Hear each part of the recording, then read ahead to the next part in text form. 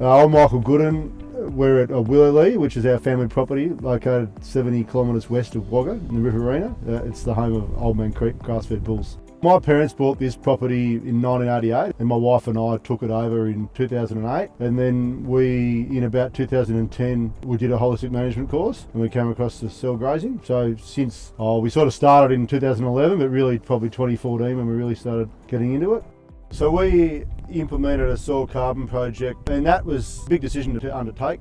Our initial baseline was in February 2023, and then a project was officially gazetted in October 2023. The life of the project, well, they say it's 25 years, it's technically 30 years really when you take, because you've got to keep your carbon in the ground for 5 years post the project, which is a big thing, and that was something that probably we didn't take lightly. I was really comfortable in doing it, knowing that the stage and age that we were in our business, like I'm in my mid-40s and we're in a privileged position where we sort of own and operate our farm. We're the key decision makers, my wife and I, so that we knew that we could undertake a 25-year project, 30-year project now without necessarily impacting on the previous generation or the next generation. We really like to think ourselves, sort of custodians of the land, and we're just here for a very short period of time. We're very privileged to be in this position to get the opportunity to manage the land. And so the time frame of the 30-year carbon project wasn't really, we're wanting to try and think for a lot longer time frame than what that is in the reality. Like we're sort of fourth or fifth generation in this business, and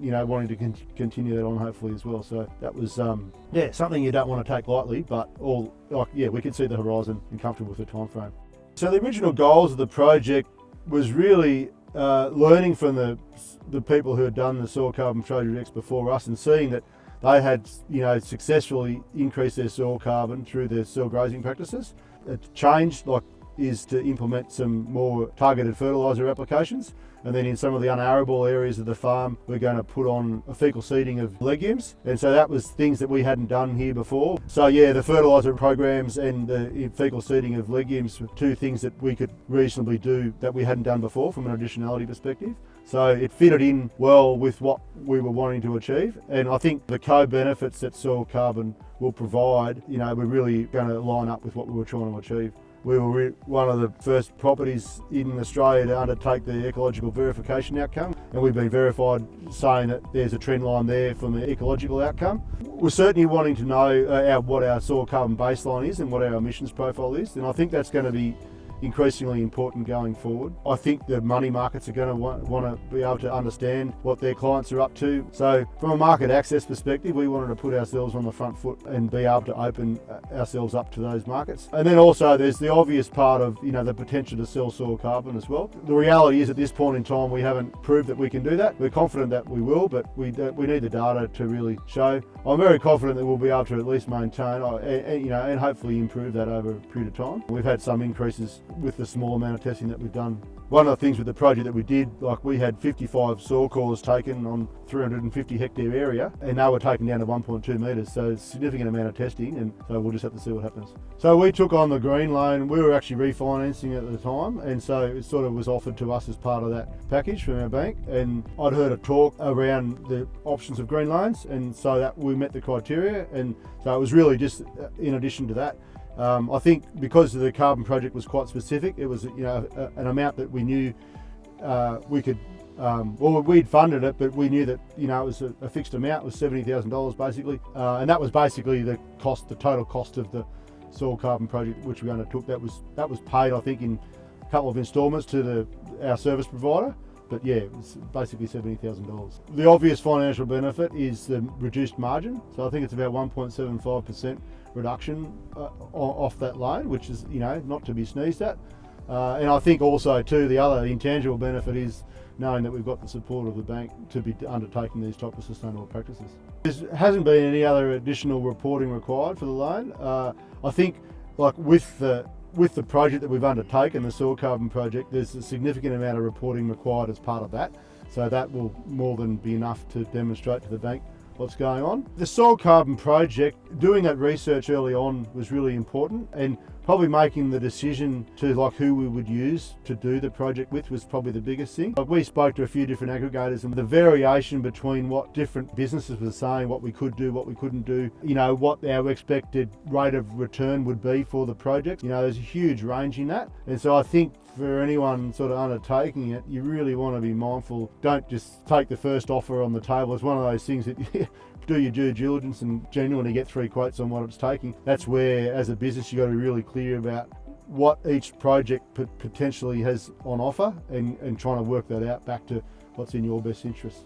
Our attitude with undertaking it was we were looking at it, we knew we had a fair idea of what it was going to cost, and so you're thinking, well, we looked at it as an investment on our business, basically a capital investment. It was $70,000. There's a myriad of other things that we could have spent $70,000 on, but we looked at it as what type of internal rate of return would we be able to develop from that, and also how it lined up with where we were trying to head with our future direction of our business.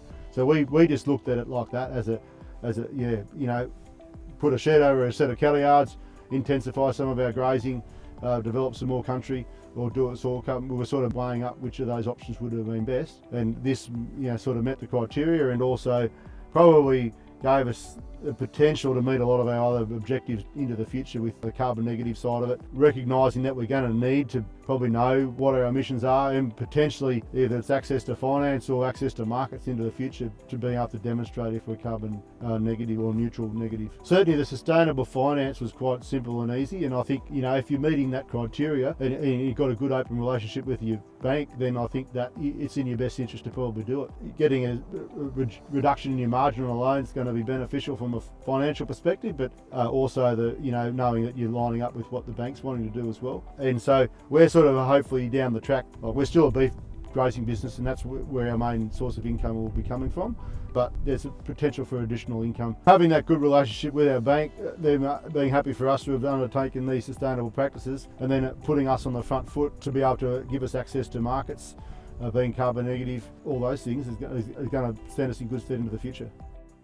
So Willow lease 388 hectares in this block, and then we lease another 260 hectares. We actually lease a couple of travelling stock reserves, which are sort of either side of us. So yeah, we graze them, all part of the same grazing plan. We're running all cell grazing, so when we sort of developed the country for that, initially it was only about 12 paddocks, but we sort of subdivided it up into about 24 permanent paddocks, ranging from sort of 10 to 40 hectares, and then what we do is we use temporary electric fencing then to subdivide down further, and we just keep moving the cattle around the property.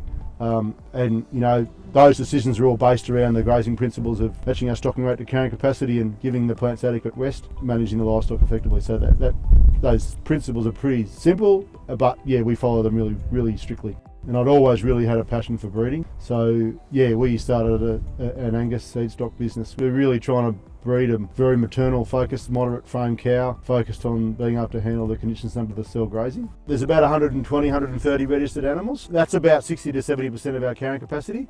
But I mean, that fluctuates every year. So what we really do try and do is have the same amount of feed, a catalogue to the amount of feed that we've got. And we're sort of prepared to change our livestock numbers. So we sort of made a bit of a rule of 2010 that we wouldn't feed livestock. So we buy and sell livestock according to how much feed that we've got. Every month we do a full pasture budget for all the feed that we've got on the properties. So we're always monitoring that, see how much feed have we got ahead of ourselves, how much are they consuming, have we got that balanced up.